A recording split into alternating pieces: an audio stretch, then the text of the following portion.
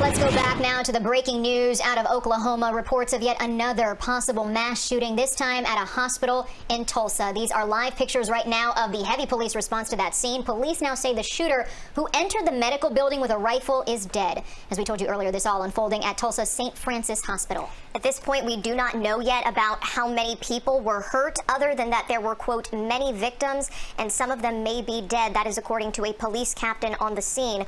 Police are describing this scene as, quote, catastrophic. And all of this just over a week after the mass shooting at an elementary school in Uvalde, Texas. Of course, we're going to stay on top of this developing situation and bring you any updates as soon as we get them. A dark day for Tulsa, 4 victims and the gunman all dead. And in the middle of it all, 2 News got word of a bomb threat in Muskogee inside a home. Tonight, we know that bomb threat is connected to the shooting at the Natalie building in South Tulsa. 2 News Oklahoma's Jeanette Quesada has been in Muskogee all night and has the latest. Jeanette. Naomi, police just cleared the area minutes ago, and I can tell you that when we first arrived to this neighborhood, multiple and numerous police and law enforcement agencies were responding to the scene, and even bomb squad with OHP responded to the area. Now, this is what we know so far. Muskogee police responded to the possible bomb in the 3300 block of North Park Place. That they were told might be linked to the shooting at 60% Yale. Muskogee police say since then a judge signed a search warrant granting OHP bomb squad access to the residence. They say they took a bomb dog to clear the residence and no explosive devices were found. Muskogee police say TPD has taken over the scene and they will be conferring back to officers in Tulsa that are working the scene on 60% Yale. They say TPD will also be going inside the residence. At this time, we are told they don't know who the residence belongs to. However, we are told that there were 2 women inside the home. We also had the opportunity to speak with some of the residents in the area who tell us those 2 women were interviewed by police.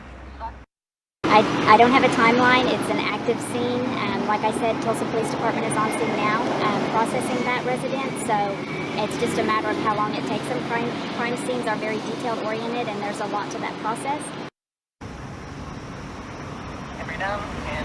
And again, once we got to the area to set up for a live shot, a lot of the officers cleared the scene, which means that many of the residents who were asked to stay in shelter are now able to come out. And now to the latest on the school shooting in Texas. The Uvalde School District says they will not return to Robb Elementary School. Officials are now working on a plan for students to attend other schools. Meanwhile, today, funerals are being held for 10-year-old Jose Flores, teacher Irma, and her husband Joe Garcia, who died days later of a heart attack. There are also growing questions about the cooperation of the Uvalde City and School Police Department with state investigators. The Texas Department of Public Safety says the school police chief has not responded to them for days.